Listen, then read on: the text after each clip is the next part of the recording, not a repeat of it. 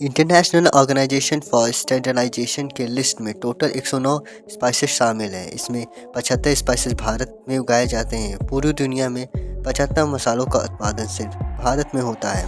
भारत हर साल $4 बिलियन के मामले 100 से अधिक देशों में एक्सपोर्ट करता है। 12 मिलियन मैट्रिक टन से अधिक मसालों का प्रोडक्शन इंडिया में होता है। खास बात यह है कि भारत में हर राज्य में एक अलग तरह का मसाला उगाया जाता है, जिसका टेस्ट, जायका और खुशबू उसे सबसे अलग बनाती है। शायद इसीलिए भारत की spices capital of the world के नाम से भी जाना जाता है। दोस्तों, भारत में सबसे ज़्यादा मसाले इसलिए भी उगाए जाते हैं क्योंकि यहाँ का ट्रॉपिकल और ह्यूमिड क्लाइमेट और मिनरल रिच सॉइल मसाले को परफेक्ट मानी जाती है। भारत को 40 लाख हेक्टेयर से ज़्यादा जगह सिर्फ मसालों के पैदावार होती है। भारतीय मसालों का तड़का न सिर्फ इंडियन फूड बल्कि इंटरनेशनल कॉन्टिनेंटल फूड में जायका बढ़ाने का काम करता है। आपको जानकर हैरानी होगी कि भारत पर विदेशी आक्रमणियों ने लंबे समय तक राज किया। इसका मुख्य कारण भी मसाले ही हैं। आखिर क्यों भारत में मसाले इतने खास? भारत में कौन कौन से मसाले किस राज्य में उगाए जाते हैं? किस मसाले को ब्लैक गोल्ड कहा जाता है और क्यों?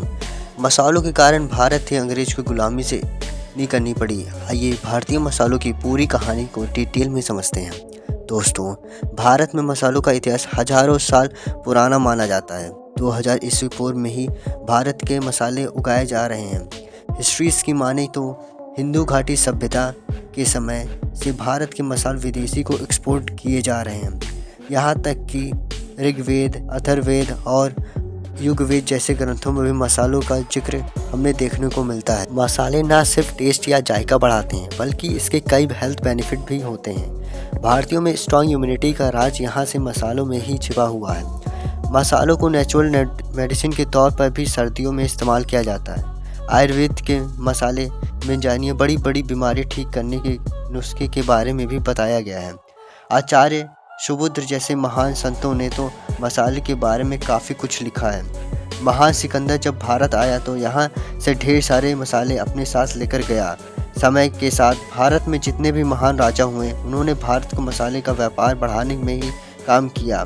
गुप्ता, छोला और मौर्य एम्पायर के दौरान ट्रेड रूट एक्सपेंड किए गए।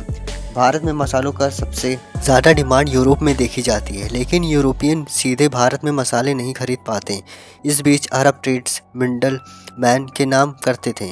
इस मिडल मैन के जरिए होते हुए जब मसाले यूरोप तक पहुंचते थे तो उनकी कीमत कई गुना बढ़ जाती थी। यूरोप में सबसे ज़्यादा डिमांड ब्लैक पेपर यानी कि काले मिर्च की थी। इस डिमांड पे हाइपर करने के लिए अरब ट्रेड्स ऐसी कहानी बुनते थे कि काली मिर्च जिन जंगलों में पाई जाती है उनकी सुरक्षा सांप करते हैं। सांप को भगाने के लिए जंगलों में आग लगाई जाती है और आग की वजह से ही सफ़ेद मिर्च काली हो जाती है, इसीलिए ये इतनी महंगी होती है। काफ़ी समय तक इस तरह की कहानियों पर यूरोपियन बुलाव भी किया करते थे। दोस्तों, काली मिर्च यूरोप में इतनी महंगी हो गई थी कि ब्लैक गोल्ड के नाम से जाने लगा था।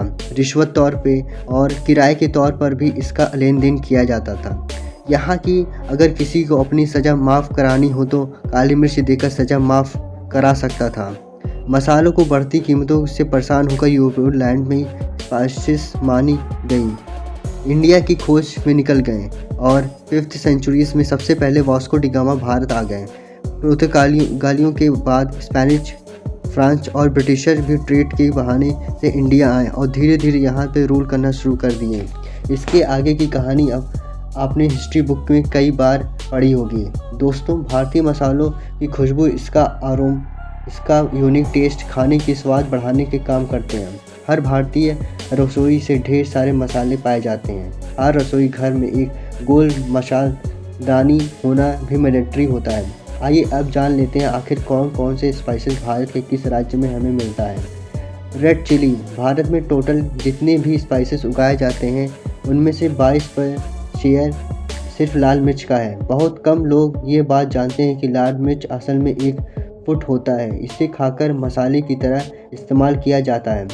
10 लाख मैट्रिक टन से भी ज़्यादा लाल मिर्च का उत्पादन सिर्फ भारत में हर साल होता है। तेलंगाना, आंध्र प्रदेश लाल मिर्च के उत्पादन में सबसे आगे हैं। इसके अलावा राजस्थान, कर्नाटक और महाराष्ट्र में भी लाल मिर्च का पैदावार होती है, लेकिन सबसे तीखा स्वाद तेलंगाना की लाल मिर्च का ही है। माना जाता है कि यहाँ पर वायरल भाद्र चाल खेतों से जाते हैं।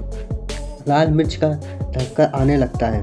हमारे देश में टोटल जितनी लाल मिर्च प्रोडक्शन की जाती है उसका 70% इंडिया में ही कंज्यूम हो जाता है। बाकी 30% मिर्च को इंडोनेशिया, वियतनाम, थाईलैंड और श्रीलंका जैसे देशों में एक्सपोर्ट कर दिया जाता है। सैफ़रॉन, बात करें सैफ़रॉन यानी कि केसर की। जम्मू कश्मीर में केसर की पूरी दुनिया में अलग पहचान है। कश्मीर में उगने वाले केसर वर्ल्ड में सबसे बेस्ट और प्रीमियम क्वालिटी का होता है। केसर की दुनिया का सबसे महंगा स्पाइस माना जाता है। मार्केट में इसका रेट लाखों किलो तक, जो चांदी से 3 गुना ज़्यादा महंगा है। केसर का वाइब्रेंट कलर किसी भी डिश में ना हो तो सिर्फ खूबसूरत बनाता है, बल्कि इसका फ्रेगरेंस भी कमाल की होती है। केसर हेल्थ के लिए भी बेनिफिशियल होता है। इससे स्किन टोन इम्प्रूव होता है और मूड भी बेटर होता है। आयुर्वेद में केसर को एक मेडिसिन की तरह यूज़ किया जाता है। जम्मू कश्मीर में इकोनॉमिक में केसर की खेती का भी इम्पॉर्टेंट रोल रहा है। इलायची की खेती सबसे ज़्यादा केरल में की जाती है और क्वीन ऑफ स्पाइसेस भी कहा जाता है। इसके बागानों की खुशबू किसी भी मंत्रमुग्ध करने के लिए काफ़ी है। रोज़ाना सुबह इलायची के बिना चाय का स्वाद भी काफ़ी फीका लगता है। इलायची को केसर और वनीला के बाद दुनिया का सबसे तीसरा महंगा स्पाइसी माना जाता है। हर साल भारत में 4000 टन से भी ज़्यादा इलायची को उत्पादन होता है और मज़े की बात यह है कि इसमें से 95% और इलायची सिर्फ भारत में ही कंज्यूम हो जाती है। बाकी 5% इलायची अमेरिका, सऊदी और पाकिस्तान में एक्सपोर्ट कर दिया जाता है। टर्मरिक, भारत को कोई भी डिश हल्दी के बिना अधूरी सी लगती है। हल्दी एंटीसेप्टिक और एंटीऑक्सीडेंट की तरह यूज़ किया जाता है। यह एक इम्यूनिटी बूस्ट की तरह भी काम करता है। हेल्थ सप्लीमेंट से लेकर ब्यूटी प्रोडक्ट तक हर जगह हल्दी का यूज़ किया जाता है। भारत दुनिया में हल्दी का सबसे बड़ा प्रोड्यूसर और एक्सपोर्टर है। बीमारी दूर करने के लिए घरेलू नुस्खे और हल्दी का इस्तेमाल देखने को मिल जाएगा। तेलंगाना और महाराष्ट्र हल्दी के उत्पादन में लीडिंग स्टेटस है। यूएसए, यूएई और श्रीलंका जैसे देशों में हल्दी का सबसे बड़ा एक्सपोर्टर की जाती है। ब्लैक पेपर, दोस्तों काली मिर्च इतनी खास है इसीलिए एक झलक हम वीडियो में पहले ही आपको बता चुके हैं। कर्नाटक में इसे आज भी ब्लैक गोल्ड कहा जाता है। इसे किंग ऑफ स्पाइसेस का दर्जा भी दिया जा चुका है। काली मिर्च उत्पादन के मसालों में भारत दुनिया के तीसरे नंबर पर आता है। इंडियन और इंटरनेशनल मार्केट में इसकी काफ़ी डिमांड है। ये हमारी बॉडी की डाइजेस्टिव सिस्टम इम्प्रूव करता है। इसे एक पावरफुल एंटीऑक्सीडेंट की तरह यूज़ भी किया जाता है। इसके यूनिक फ्लेवर की वजह से ये काफ़ी हाई डिमांड रहता है। वियतनाम, इंडोनेशिया सहित कई यूरोपियन कंट्रीज़ में भारत की काली मिर्च की मांग काफ़ी देखी जाती है। नटमैग, इसके इंग्लिश नाम से शायद आप ना समझ पाए। नटमैग का हिंदी नाम जायफल कहते हैं। ये मसाला काफ़ी कम मात्रा में यूज़ होता है, लेकिन असली ये बहुत थोड़ी सी क्वांटिटी खाने का जायका बढ़ाने के लिए काफ़ी होती है। केरल का क्लाइमेट और फर्टाइल सॉइल जायफल के लिए काफ़ी परफेक्ट मानी जाती है। रोज़ाना के डिश में अलावा बेवरेज और यहाँ के केक्स और डेजर्ट में भी जायफल का यूज़ किया जाता है। जायफल में भी कई मेडिसिन प्रॉपर्टीज़ पाई जाती हैं जो ह्यूमन बॉडी के लिए काफ़ी बेनिफिशियल होती है। दोस्तों भारत दुनिया के जीरे का भी सबसे बड़ा प्रोड्यूसर और एक्सपोर्टर है। राजस्थान और गुजरात में लाखों टन जीरे का उत्पादन हर साल होता है। जीरा खाने के खास फ्लेवर देने का काम करता है। कई घरों में जीरे तड़के के लिए भी यूज़ किया जाता है। इससे खाने का स्वाद तो बेहतर होता है, साथ ही हाइड्रेशन और मेटाबॉलिज्म को इम्प्रूव करता है। जीरा पानी या जीरा सोडा पीने से एसिडिटी की समस्या से भी राहत मिलती है।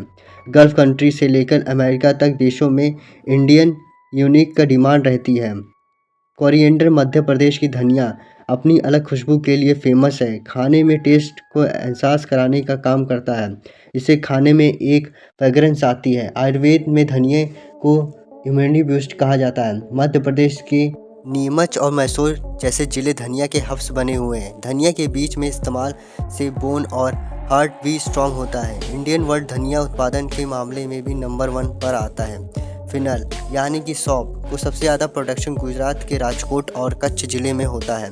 ये खाने के एक परफेक्ट टेस्ट देने का काम करता है, साथ ही इससे डाइजेशन तो भी इम्प्रूव होता है। सौंफ को एक मसाले के अलावा माउथ फ्रेशनर के तौर पर भी इस्तेमाल किया जाता है। खाने के बाद थोड़ी सी मात्रा में सौंफ खाने से एसिडिटी की समस्या भी दूर हो जाती है। गल्फ कंट्रीज़ और यूरोपियन में भी भारत में सौंफ एक्सपोर्ट किए जाते हैं। मस्टर्ड सीड्स, सरसों या राई के इस्तेमाल भी भारतीय रसोई में जमकर किया जाता है। सबसे ज़्यादा मस्टर्ड सीड को प्रोडक्शन उत्तर प्रदेश में होता है। यहाँ का क्लाइमेट के लिए मिट्टी सरसों और राई के उत्पादन के लिए बेस्ट मानी जाती है। मस्टर्ड सीड से खाने से एक स्ट्रॉन्ग फ्लेवर ऐड हो जाता है। अचार और सॉसेस में भी इसका इस्तेमाल किया जाता है। मस्टर्ड सीड से मस्टर्ड ऑयल निकलता है जो भारत में एक प्राइमरी ऑयल माना जाता है। सरसों का तेल खाने के लिए सबसे ज़्यादा बेनिफिशियल माना जाता है। आयुर्वेद में सरसों के तेल पेन लीवर कहा गया है। इंडिया में mustard seed middle east countries में बांग्लादेश नेपाल में एक्सपोर्ट होता है। दोस्तों इन सब के अलावा तमिलनाडु में लौंग, असम में अदरक, राजस्थान में लहसुन, पंजाब में अजवाइन, मध्य प्रदेश, राजस्थान और गुजरात में मेथी दाना, कर्नाटक, तमिलनाडु में इलायची का उत्पादन बड़े से स्केल में किया जाता है। हर साल मसालों में डीप रेट, औरमा और टेस्ट होता है। ग्लोबल लेवल पर खाने के टेस्ट में जो वैरायटी देखने को मिलती है उसमें इंडियन स्पाइसेस का एक इम्पॉर्टेंट रोल माना जाता है। तो दोस्तों ये भी भारत की मसालों की एक छोटी सी कहानी। उम्मीद है आपको ये वीडियो पसंद आई होगी।